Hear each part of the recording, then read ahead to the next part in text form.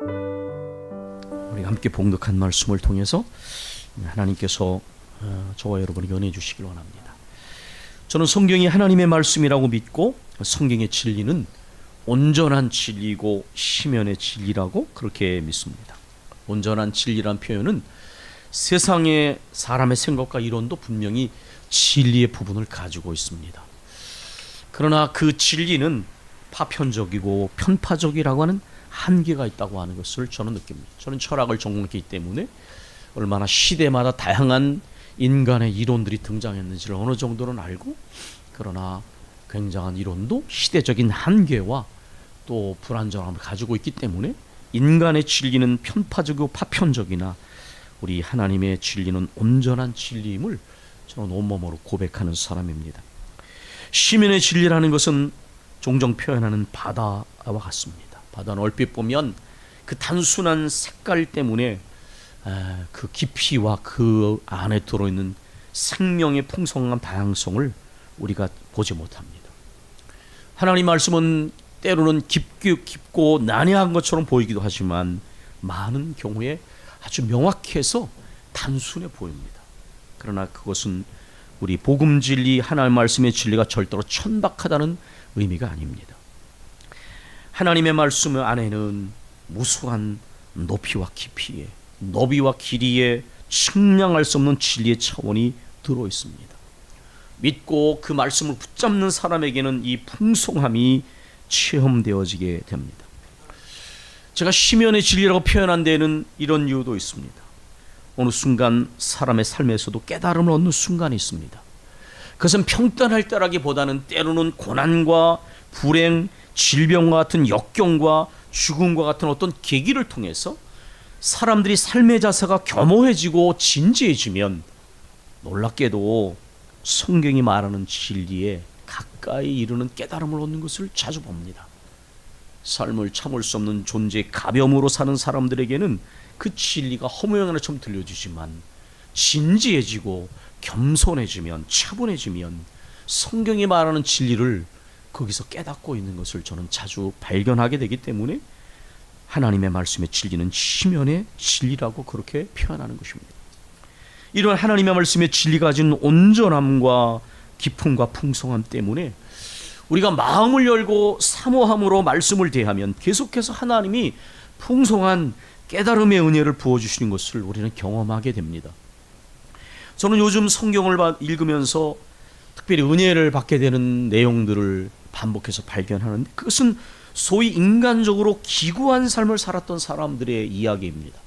기구하다는 것은 험한 산길을 말하는데, 그 험한 산길과 같이 험난한 인생의 여정을 보냈던 사람들이 어떻게 하나님 안에서 그 역경의 삶을 넘어서서 하나님의 축복과 거룩한 비전의 역사에 참여하게 되는지, 그 가슴 뛰는 이야기들을 반복해서 만납니다.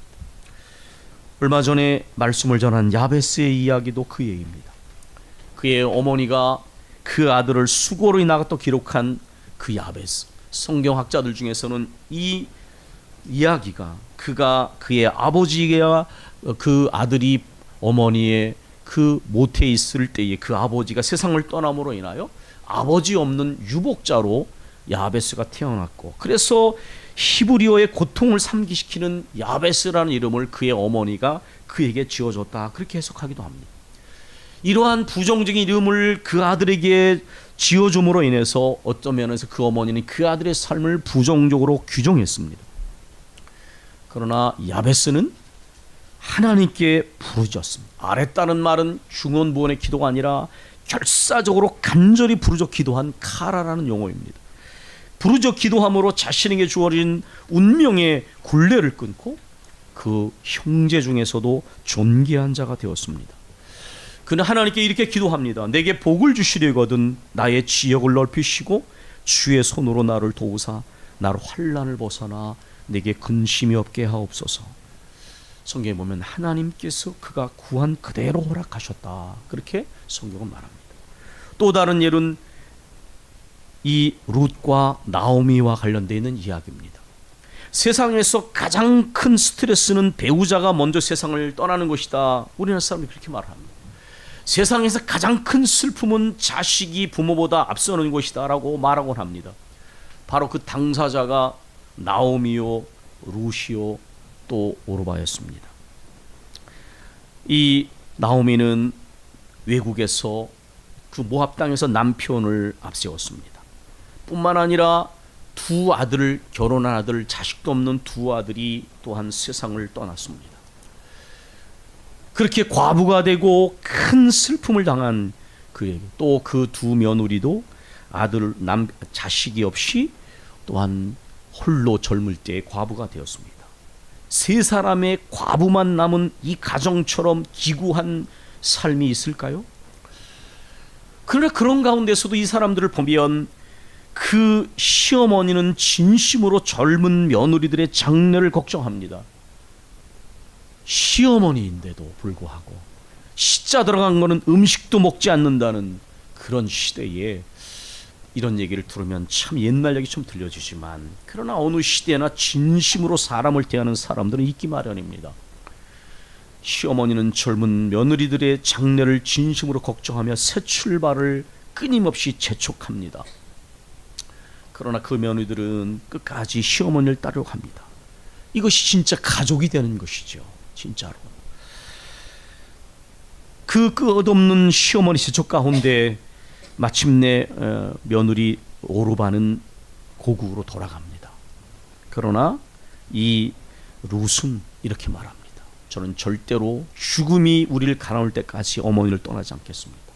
어머니가 가는 곳에 나도 가고 어머니가 죽는 곳에 나도 묻히며 어머니가 믿는 하나님이 내 하나님이 될 것입니다. 이것은 뭔가 이러한 고백 속에 이들의 삶과 이들의 만남에 뭔가 소망스러운 기운이 솟는구나 라는 것을 느끼게 됩니다. 그렇게 시어머니를 쫓아서 혈혈단신 아무도 없는 곳에 왔던 룻을 하나님은 보아스와 만나게 하셔서 그의 가정을 통하여 다윗 왕이 태어나는 계보가 형성이 되고 또 메시아의 계보가 계보 안에 포함되게 되는 놀라운 축복을 받게 됩니다. 나이 많아 죽은 것 같았던 소망 없는 기구한 삶의 시어머니 나오미는 그 이름대로 노년에 희락의 기쁨을 얻게 됩니다.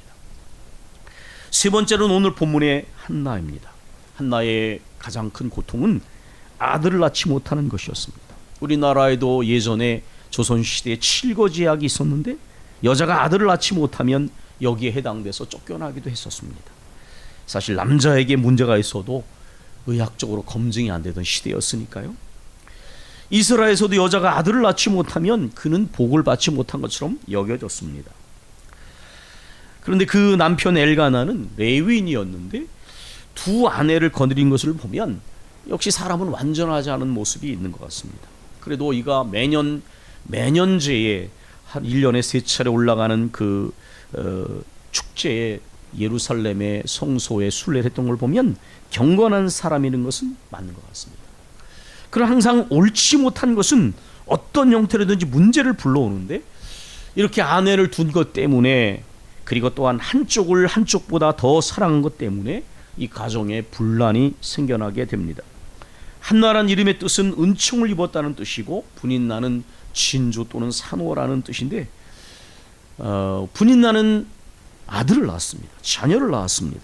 그러나 정작 한나는 이름과 다르게 은총을 입지 못해 아들을 낳지 못합니다. 성경에 보면 하나님께서 그를 임신하지 못하게 하셨다 이렇게 말하고 있습니다. 엘가나가 한나를 더 사랑하고 편했기 때문에 이것은 굉장히 어려운 일이죠. 가까이 붙어있는 사람의 관계가 가장 어려운 것이때도 분인나는 질투로 인하여 늘 한나를 격동시키고 괴로움을 줍니다. 명절에 올라가 성소를 순례할 때면 남편은 엘가나는 한나를 더 사랑합니다. 그러나 사실 이것은 지혜롭지 못한 것이지요. 그럴수록 분인나는 더 격동되어 한나를 괴롭히고 한나는 슬픔이라는 단어를 입에 달고 삽니다. 그의 남편 엘가나가 울고 먹지 않는 한나에게 이렇게까지 말합니다. 어찌하여 울며 어찌하여 먹지 아니하며 어찌하여 그대의 마음이 슬프냐. 내가 열아들보다 그대에게 열아들보다 낫지 아니하냐. 아주 로맨틱한 정성스러운 말이지만 때때로 남자들은 자기 자신으로만 채워질 수 있는 것이 없는 것이 없다는 것을 채울 수 없는 것이 있다는 것을 알지 못합니다. 특별히 영적인 문제는 아무리 사랑하는 관계도 다 채울 수 없는 거예요. 그건 하나님이 만드신 파스칼의 것처럼 하나님으로 채울 수 있는 공간은 인간이 채울 수 있는 것이 아니는 것이죠. 한나는 남편의 이 말에도 위로를 받지 못합니다. 남편이 자신을 더 사랑할수록 분인나는 한나를 더욱더욱 격동시키고 괴롭게 합니다. 남들이 명절에 기쁨으로 보내는 그날이 한나에게는 고통과 괴로움과 슬픔의 날이었습니다. 본문에는 한나의 심정을 표현하는 단어 중에 슬픔이라는 단어가 반복해서 등장하고 있습니다. 그런데 영적으로 보면 이 대목이 아주 중요한데, 영적으로 보면 이것은 한나에게 큰 계기가 되는 시간들이었다라는 것입니다. 왜냐하면 이 괴로움 때문에 한나는 기도의 사람이 되었습니다. 10절, 한나가 마음이 괴로워서 여호와께 기도하며 통곡하며. 많은 신앙의 선배들이 어떤 일로 인한 마음의 괴로움 때문에 하나님께 무릎을 꿇기 시작했고 무릎의 사람으로 만들어졌습니다. 엘리 제사장이 답변하는 한나의 말 속에는 그녀의 심정을 절절히 표현하는 단어도 등장합니다. 나는 15절 나는 마음이 슬픈 여자라. 16절 나의 원통함과 격분됨이 많기 때문입니다. 그러나 이것 때문에 한나는 기도의 사람으로 다듬어져 갔고, 그의 기도는 고통의 깊이가 깊을수록, 사실 그 원어를 보면 영혼의 깊이에까지 이르는 고통이었는데, 한나는 그러므로 정말 영혼으로 간절히 기도하는 사람이 되었습니다. 한나는 이 심정을 하나님께 쏟아놓습니다. 처음에는 통곡하며 기도했고, 하나님께 마음을 쏟아놓으면 차분함으로 마음의 흐름이 바뀌지 않습니까? 오래 기도하는 동안에 속으로만 말하고 입술만 움직이고 음성은 들리지 않게 조용하게 기도했습니다. 이 모습을 본 엘리 제사장은 축제 때에 많은 사람들이 술 취하는 경우가 있었기 때문에 한나가 술에 취한 것으로 여길 정도였습니다. 통곡에 부르짖는 기도에서 잠잠한 기도로 영적인 마음의 상태 흐름을 보여주는 것이죠. 그런데 여러분, 이런 생각을 한번 해보십시오. 만약에 한나가, 모든 삶에는 열려진 여러 가지 가지하는 길들이 있는데, 만약에 한나가 남편의 사랑도 받고 아들도 낳았다면 어땠을까요? 그녀는 인간적으로 부족한 것이 없었을 거예요. 그렇죠? 그래서 참 인간적으로 참 평안하고 복된 것이죠. 그러나 만약에 그랬다면 한나가 이렇게 하나님을 간절히 찾았을까요? 그가 이렇게 하나님을 향하여 기도의 무릎으로 나아갔을까요? 아마 그러지 않았을 가능성이 저는 크다고 봅니다. 어떤 면에서 하나님께서 왜 한나로 임신하지 못하게 하셨을까? 물론 그것은 공의로우신 하나님이시죠. 라헬과 레아 사이에 라헬이 사랑을 더 많이 받고 레아가 사랑받지 못해 하나님께서 레아에게 아들을 계속 주셨잖아요. 하나님은 공의로우신 거예요. 다 가진 것처럼 보여줘도 다 결핍이 있는 것이죠. 아무것도 가지지 않은 것처럼 보여줘도 내가 가진 것이, 내가 받은 복이 있는 겁니다. 하나님이 한나로 하여금 임신하지 못하게 하신 것은 어떤 깊은 뜻이 있다는 것을 우리는 한 조각 깨닫게 됩니다. 이 고통의 깊이가, 이 괴로움의 심함이, 영혼의 고통에까지 이르는 이 괴로움의 깊이가 오히려 한나로 하여금 통곡의 눈물로 마음을 쏟아놓으며 전적으로 간절히 기도하는 무릎의 사람이 되게 만들었다. 여러분, 응답받는 기도는 간절함이 관건이라는 것을 우리는 여러 차례 경험했어요. 만약에 정말 우리가 하나님께 어떤 기도의 결말을 보길 원한다면 우리의 기도는 간절해야 해요. 세상에서도 그런 이야기들을 하더라고요. 내가 그만큼 절박하지 못하기 않기 때문에 그렇게 시간을 보내고 그렇게 노력하지 않는 거예요. 정말 그렇더라고요. 절박한 사람은 온 모든 것을 다 쏟아놓더라고요. 하나님께 우리의 드리는 기도가 얼마나 간절한가. 그 안에 그 사람의 절박함이 있는 것이죠. 무엇보다도 주여 불쌍히 여기소서, 긍휼히 여기소서, 은혜 베풀어 주옵소서. 이 기도는 주님이 받으시는 최고의 기도인 것을 저는 체험했습니다. 왜냐하면 전적으로 주님의 은혜만을 의지하며 드리는 기도이기 때문입니다. 한나의 기도에는 이렇게 전적으로 주님의 은혜만을 의지하며 드리는 그 심정이 들어 있습니다. 한나가 마음이 괴로워서 여호와께 기도하고 통곡하며 소나 이르되, 만군의 여호와여, 만일 주의 여종의 고통을 돌아보시고 나를 기억하사 주의 여종을 잊지 아니하시고 주의 여종에게 아들을 주시면 내가 그의 평생에 그를 여호와께 드리고 삭도를 그의 머리에 대지 않겠나이다. 간절한 기도를 드리다 보면 이것은 하나의 영적인 흐름입니다. 항상 거의 앞으로 하나님께 내가 이러한 기도 응답 어떻게 하겠다는 소원의 약속이 담겨집니다. 이게 영적인 하나의 논리라고 제가 종종 표현하는, 적정치 않을 수 있지만 영적 흐름 속에서 일어나는 하나의 다발들입니다. 그는 하나님께서 아들을 주시면 그 아들이 근본적으로 하나님께 속한 것임을 인정하며 그 아들을 다시 하나님께 드리겠다고 소원합니다. 내가 여호와를 기다리고 기다렸더니 귀를 기울이사 나의 부르짐을 들으셨도다. 그가 나를 기가 막힐 웅덩이와 수렁에서 끌어올리시고 내 발을 반석 위에 두사 내 걸음을 견고하게 하셨도다. 새 노래 곧 우리 하나님께 올릴 찬송을 내 입에 두셨으니 많은 사람이 보고 두려워하여 여호와를 의지하리로다. 여호와를 의지하고 교만한 자와 거짓에 치우치지 아니하는 자를 돌아보지 아니하는 자를 치우치는 자를 돌아보지 않은 자는 복이 있도다. 시편 40편 1절로 5절. 누구든지 그를 믿는 자는 부끄러움을 당하지 아니하리라. 이사야 28장 16절. 주님을 끝까지 믿고 간구하는 자는 부끄럼 당치 않습니다. 기도하는 한나를 한낱 낮술에 취한 정도로, 여자 정도로 취급할 정도로 그렇게 신중하지도 않고 아들 제사장들의 폐륜을 제대로 간섭하지 못해서, 관여하지 못해서 망하게 만든 그러한 아버지여 제사장이었지만은, 그러나 평안히 가라, 이스라엘의 하나님이 네게 기도하여 구한 것을 허락하시기 원하 할 때에 한나의 반응은 아주 겸손하고 믿음으로 받습니다. 이르되 당신의 여종이 당신께 은혜 있기를 원하나이다 하고 가서 먹고 얼굴에 다시는 근심빛이 없더라. 가끔 많은 사람들이 실존의 우선순위와 하나님과의 관계를 제쳐놓고 상황과 다른 사람의 이야기만 하는데 그것도 때가 있는 것입니다. 비판도 때가 있어요. 지금 하나님과 나와의 관계에서 내가 바로 서지 못하는데 남의 눈에 티를 보고 자신의 들보를 보지 못하거나 이 영적인 우선순위를 놓고 마음을 흩는 것은 지혜로운 것이 아닙니다. 다 때가 있는 거예요.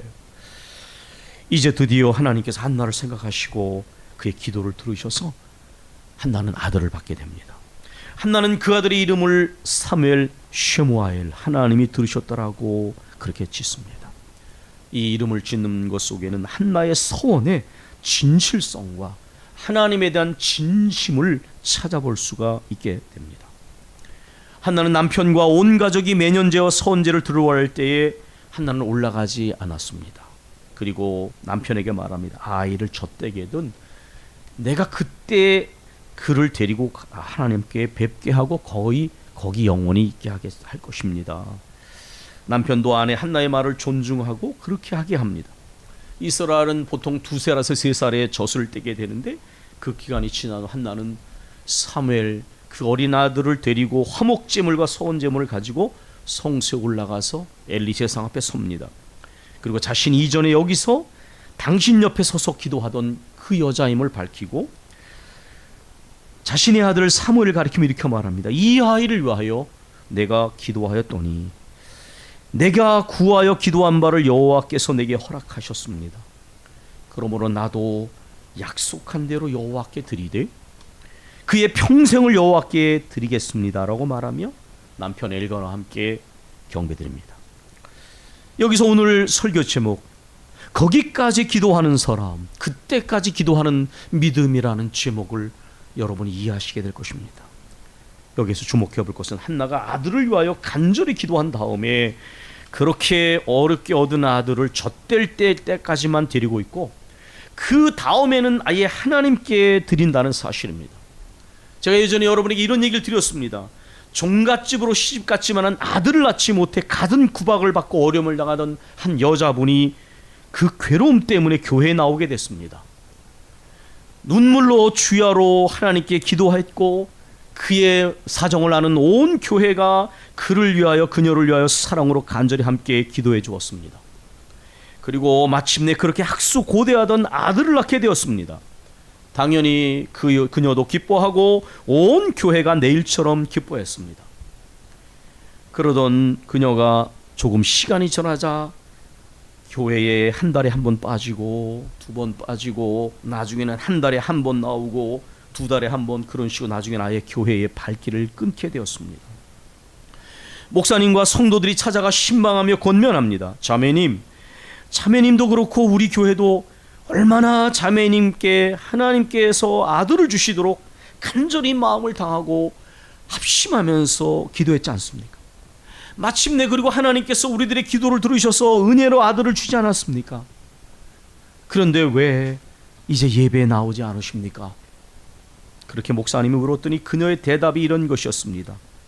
내가 이전에는 아들이 필요해서 교회를 나가고 간절히 기도했지만 이제는 아들을 낳았는데 내가 교회를 나갈 필요가 뭐가 있습니까?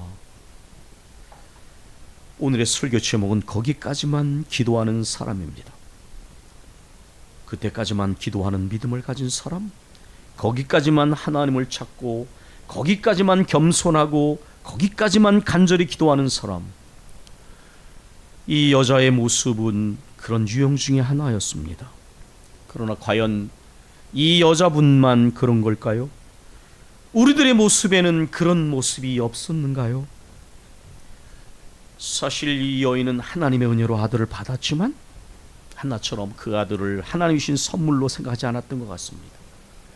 근본적으로 이 아들이 하나님께서 맡기신 아들이요 자신은 청직인 것을 몰랐던 것 같습니다.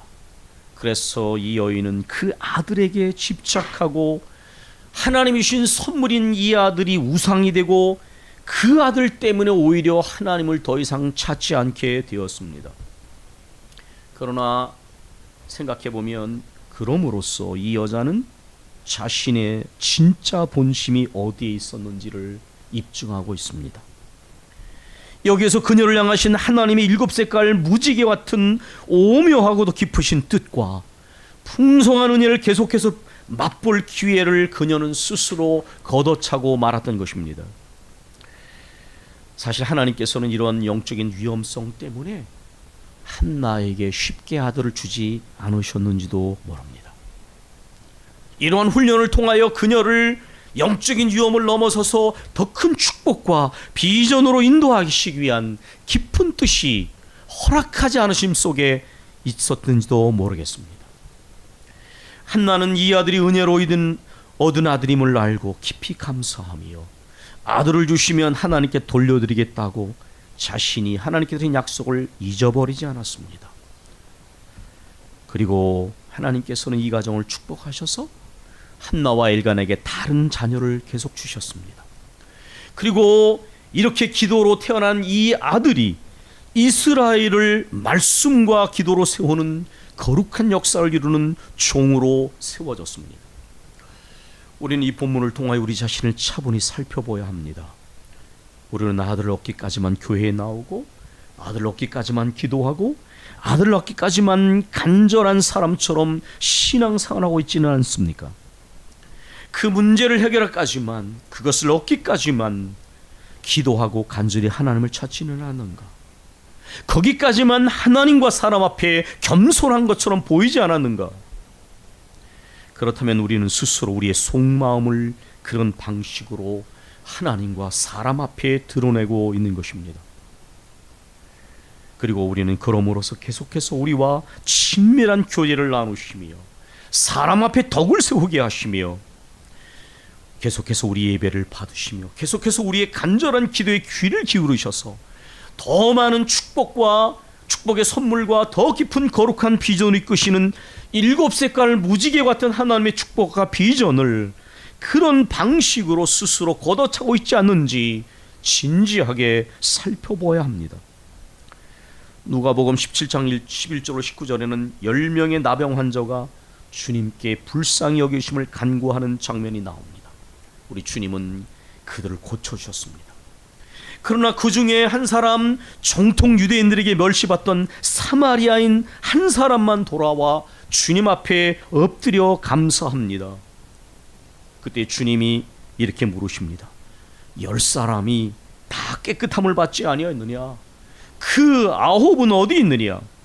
이 이방인 외에는, 너희가 멸시하는 이 혼혈인 외에는 하나님께 영광을 돌려드리러 돌아온 자가 없느냐? 그리고 그 감사함이 엎드려 경배하는 그 사마리아인에게 선포하십니다. 일어나라, 가라, 네 믿음이 너를 구원하였느니라. 이 사마리아인은 나병에서 나음을 입었을 뿐 아니라 영혼의 구원과 영생까지 얻는 축복을 받았습니다.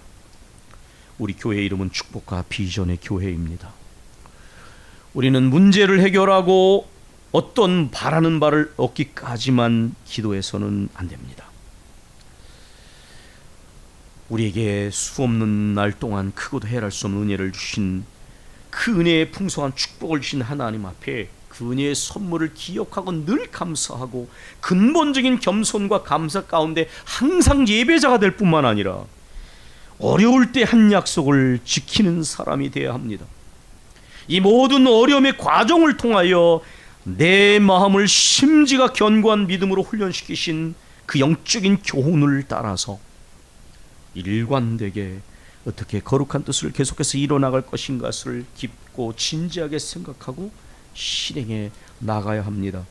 그렇지 않으면 우리의 믿음은 거기까지만 기도하는 믿음, 거기까지만 간절한 기도, 그때까지만 겸손한 사람이 되어 더 깊고도 높은 긴 하나님의 축복과 비전의 7색깔 무지 같은 풍성한 은혜를 우리 스스로 걷어차게 될 것입니다. 사랑하는 교회 여러분, 주님의 축복과 비전은 7색깔 무지개와 같은 하나님과의 깊은 교제 속에 어우러지는 풍성한 것입니다. 그때까지만, 거기까지만이 아니라 삶의 생명이 다하기까지, 주 앞에 설 때까지 계속 기도하는 사람, 계속 간절한 사람, 계속 겸손과 감사를 잃지 않는 사람, 계속해서 더 깊은 축복과 비전으로 나아가는 사람 되시기를 바랍니다. 아멘.